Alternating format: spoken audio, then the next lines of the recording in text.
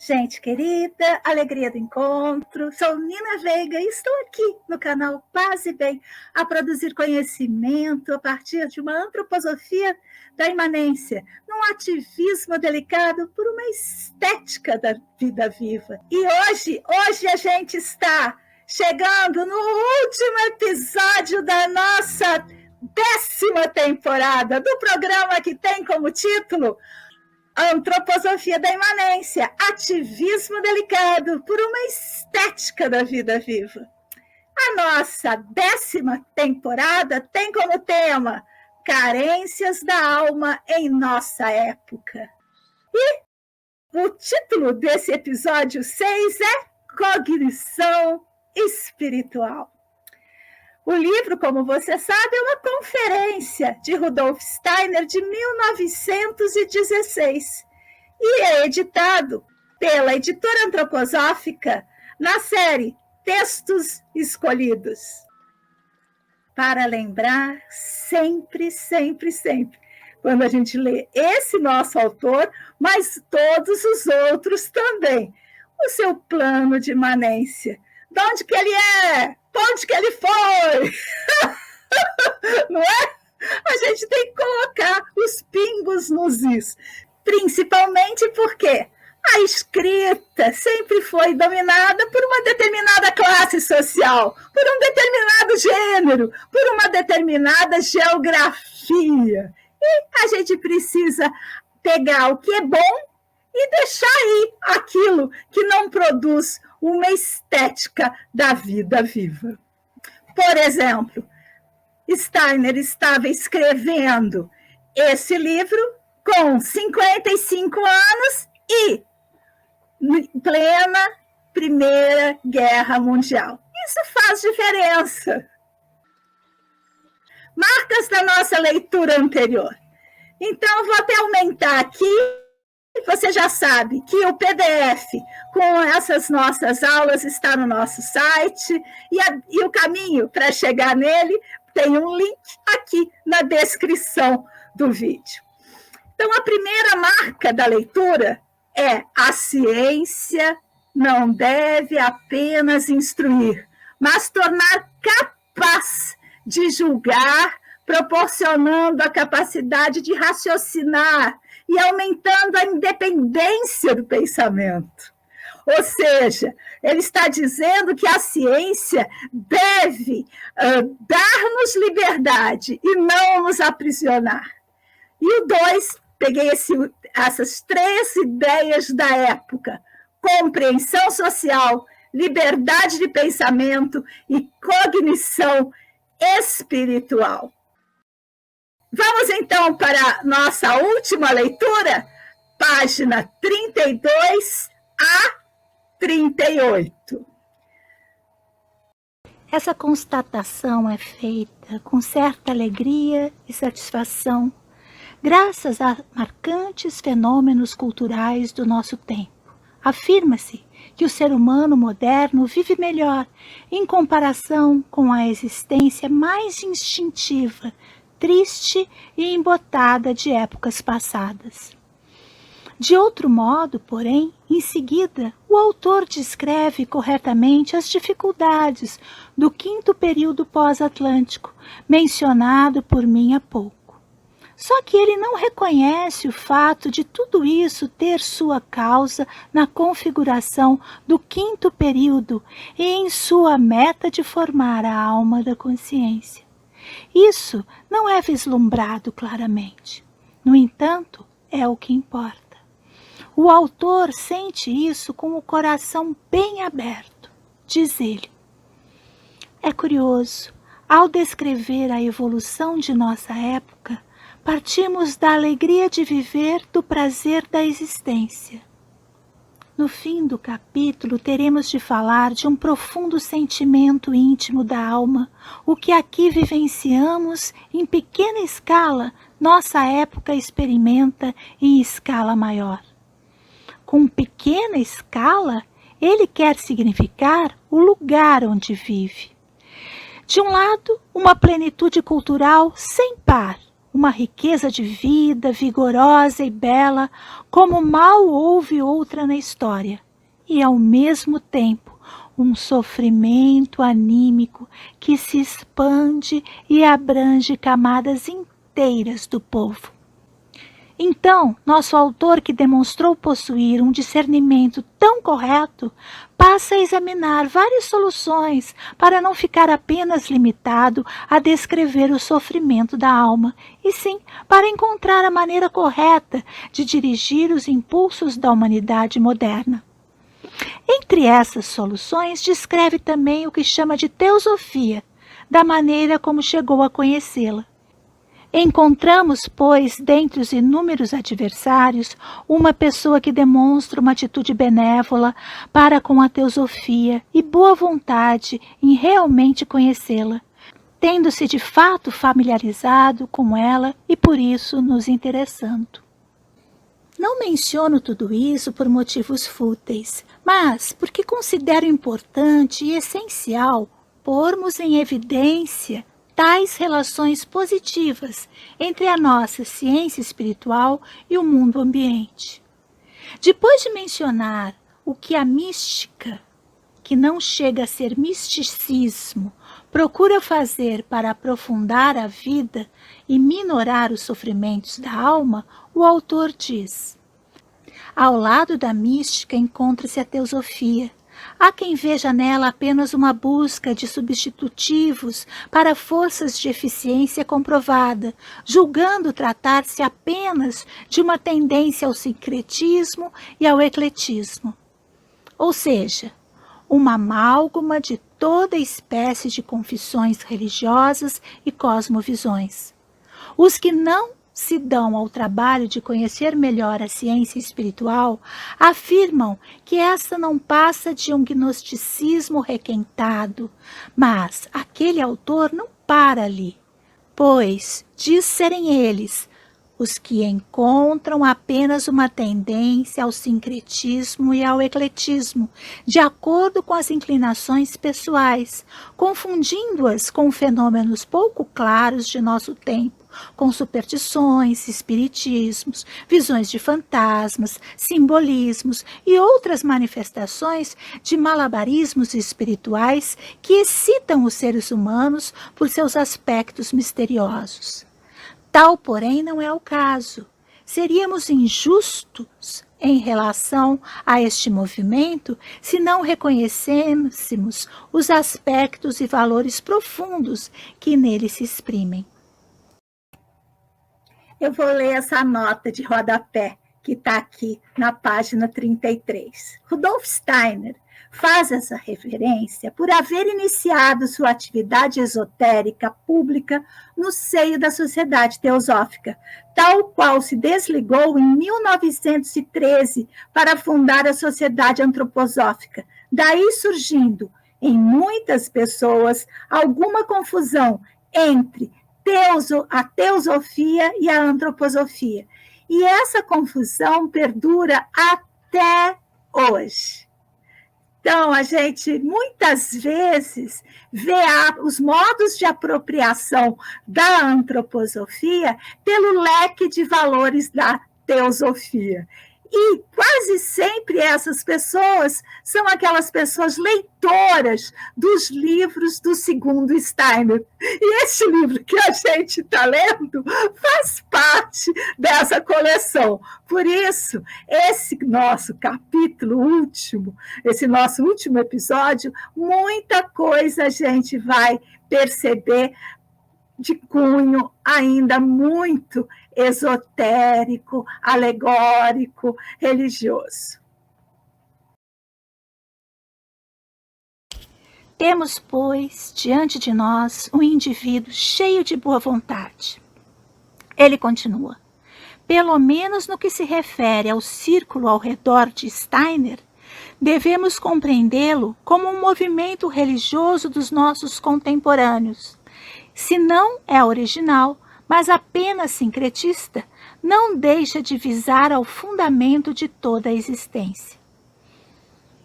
Espero que esse indivíduo, não tão bem intencionado, acabe também descobrindo a originalidade do nosso movimento.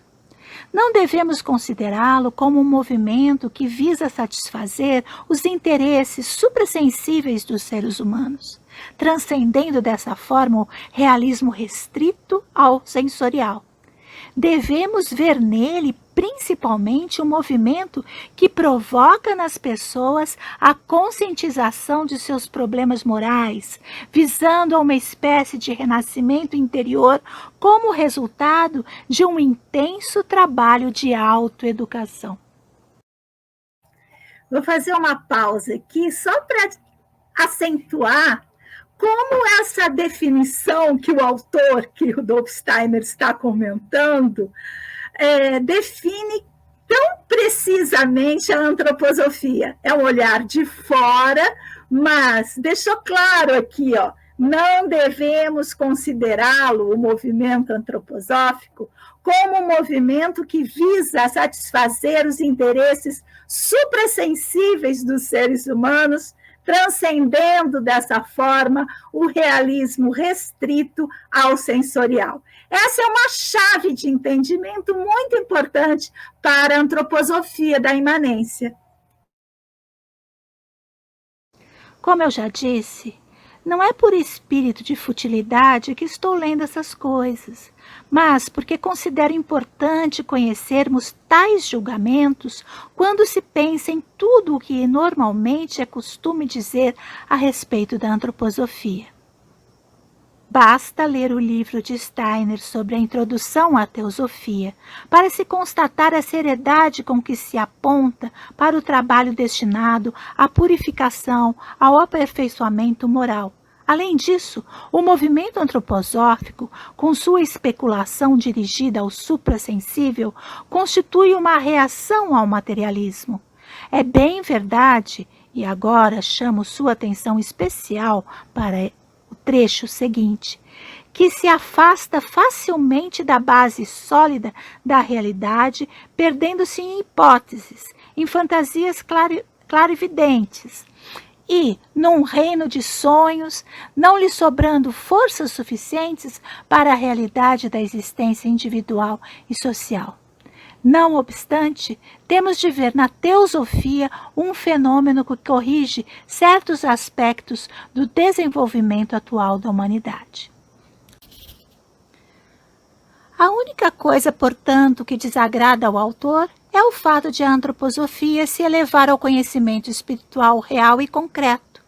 Ele gosta dos impulsos que, segundo sua opinião, podem fluir da teosofia, visando ao aprimoramento moral do ser humano, mas não reconhece que tais impulsos só podem nascer em nosso 5º período pós-atlântico, de um autêntico conhecimento espiritual. Não admite as raízes e quer colher os frutos sem elas. Não reconhece a interligação. Esse indivíduo é interessante, pois, embora tenha estudado meu livro Teosofia com toda a dedicação, não lhe advém o discernimento de que um não pode existir sem o outro. Ele quer cortar a cabeça desse livro, mas conservar-lhe o corpo, que considera algo importante. Esse fato ilustra o que lhes expus antes. Indivíduos desse tipo admitem que haja necessidade de compreensão social e de liberdade de pensamento, porém, não querem reconhecer o terceiro, isto é, que o conhecimento espiritual deva constituir o fundamento para o nosso 5º período pós-atlântico. Não chegam a aceitar este fato. Bem, aqui eu senti que a carapuça serviu. E aí eu trouxe o próprio Steiner para bater no Steiner. Então, eu vou ler do livro Filosofia da Liberdade. Vocês lembram, eu já falei aqui no canal, numa das nossas séries, que quando o biógrafo de Rudolf Steiner perguntou para ele, já no fim da vida, qual a obra dele que resistiria ao tempo, ele até falou milhares de anos, num exagero, Rudolf Steiner falou, nada, apenas a minha filosofia da liberdade. Então, nas palavras dele mesmo, no prefácio de 1918, ou seja, de 2 anos após isso que ele estava escrevendo aqui conosco, ele escreveu assim: se alguém se surpreender que neste livro ainda não se encontrem alusões ao mundo de experiências numênicas expostas em minhas obras posteriores, cabe ressaltar que, na ocasião, não tinha a intenção de dar uma descrição de resultados de minhas investigações noológicas. E aí o meu querido professor Marcelo da Veiga fala assim: o autor descreveu em seus livros posteriores exemplos de um conhecimento que exige o desenvolvimento prévio de órgãos mentais específicos. Esse tipo de conhecimento é uma continuação do método científico aplicado na ciência natural, no âmbito da realidade material. Quando ampliado para o campo das questões não materiais, para o mundo espiritual, pode ser chamado de noologia. Continuando agora com Steiner. Queria primeiro construir as bases filosóficas capazes de apoiar e justificar tais resultados. Esta filosofia da liberdade não contém, pois, resultados desse gênero, como tampouco contém resultados especiais no âmbito das ciências naturais. Porém, o que ela contém será, a meu ver, imprescindível para quem procura segurança para esse gênero de conhecimento. Ou seja, se você for direto ao conhecimento noológico, sem as bases filosóficas, científicas da filosofia da liberdade, como muita gente faz, e por isso transforma a antroposofia em teosofia. Continuando com Steiner. O que foi dito nesse livro pode, inclusive, ser admissível para pessoas que, por razões que considera válidas para si, não querem saber nada das investigações noológicas, que é o que a gente faz na antroposofia da imanência. A gente não entra para esse âmbito dessas investigações esotéricas, noológicas. A gente faz a cartografia das forças dentro de uma concepção monista, como já explicado muito aqui no canal nas nossas temporadas. Seguindo só o restinho aqui do Rudolf Steiner em filosofia da liberdade. Por outro lado, pode ser importante para quem está procurando o conhecimento dos aspectos não materiais da realidade, o que aqui tentei, a saber, mostrar como uma investigação livre de preconceitos que focaliza apenas as 2 perguntas fundamentais pode, de fato, levar à conclusão de que o ser humano é membro de uma realidade essencialmente espiritual. Procuramos justificar neste livro, de modo geral, a possibilidade do conhecimento transcendente antes mesmo de se entrar no campo da experiência espiritual em particular. É essa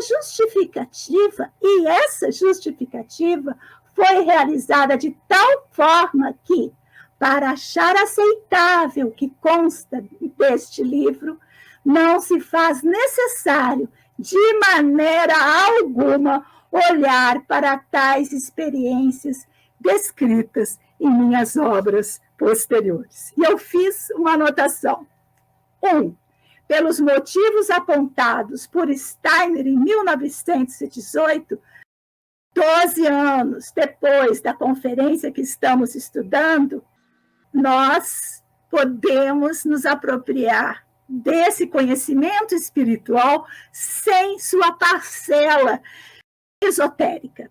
E 2, pela apropriação do conceito ciência espiritual como misticismo, esoterismo e tal. Porque quando a gente faz isso, ainda não somos suficientemente treinados para não escorregar para uma ribanceira que vai nos levar a uma transcendência nociva. Ou seja, ao invés de olhar a realidade do mundo, ao invés de transformar o mundo, temos uma rota de fuga para uma realidade espiritual, muitas vezes ficcional.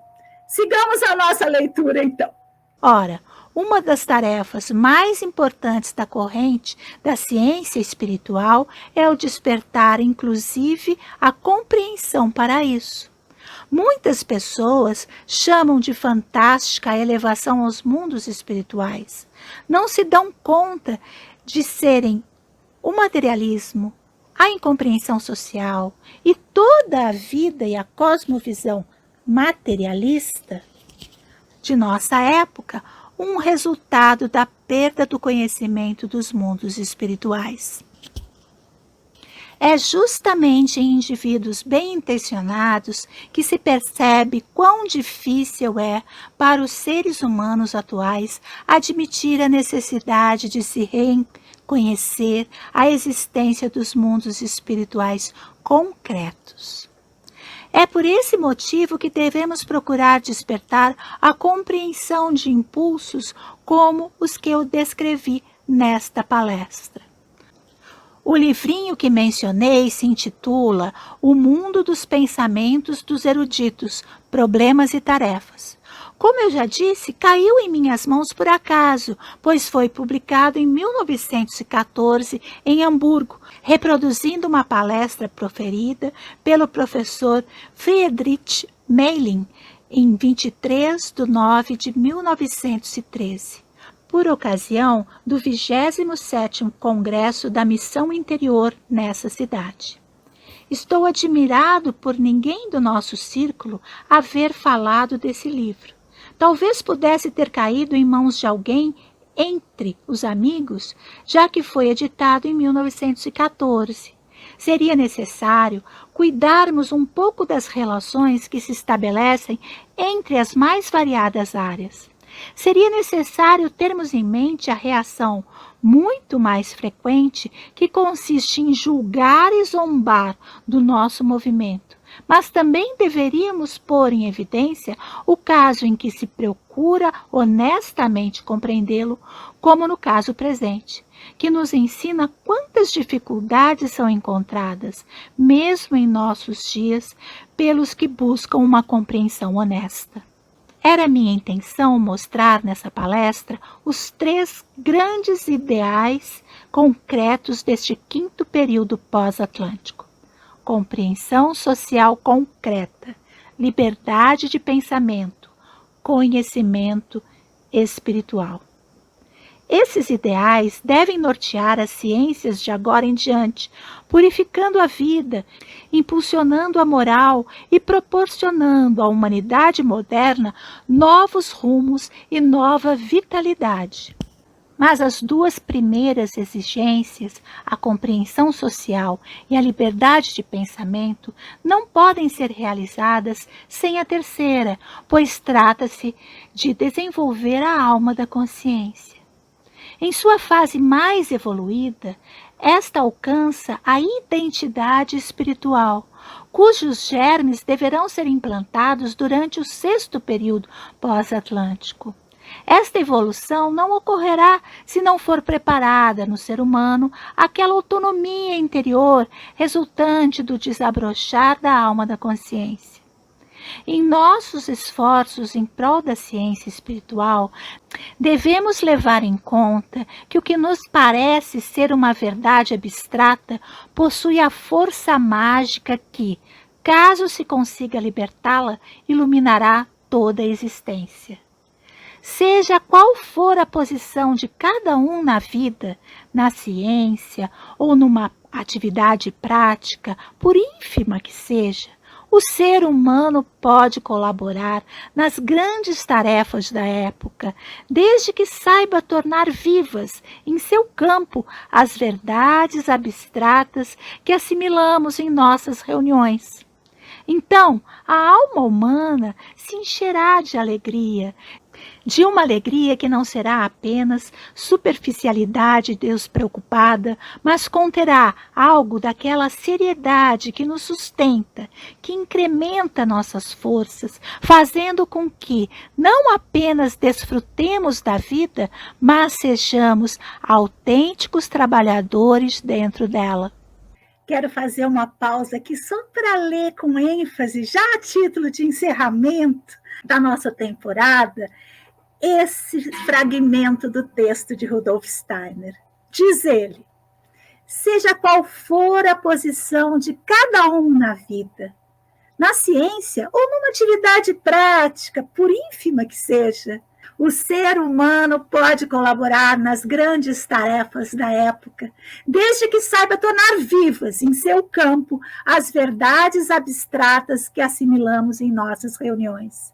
Então, a alma humana se encherá de alegria, de uma alegria que não será apenas superficialidade despreocupada, mas conterá algo daquela seriedade que nos sustenta, que incrementa nossas forças, fazendo com que não apenas desfrutemos da vida, mas sejamos autênticos trabalhadores dentro dela. Para mim, essa se fosse uma empresa, seria a missão. A missão da antroposofia da imanência, ser trabalhador dentro da vida. Vamos seguir com o finalzinho do nosso livro.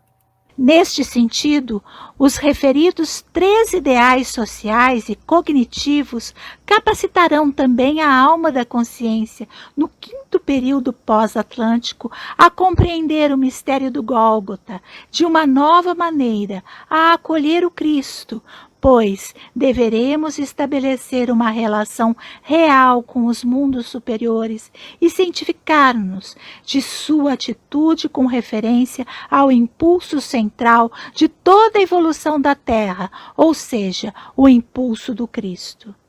Os pensamentos que fluirão do mundo espiritual para a Terra nos farão compreender essa importância do impulso crístico. Com efeito, desde o mistério do Gólgota, existem pensamentos que refulgem nas almas humanas e, qual estrelas claras, brilham em direção ao mundo dos anjos, que perderam o Cristo em sua esfera para vê-lo resplandecer na esfera dos pensamentos humanos.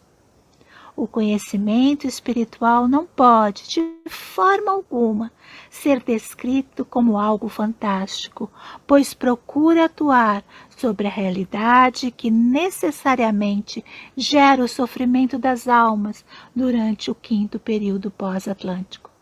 Era sobre isso que eu lhes desejava falar. Lembrando que o livro é uma conferência e ele era um senhor conferencista. Como você sabe, todo nosso livro está no PDF, disponibilizado junto a cada um dos vídeos que estamos fazendo nessa temporada.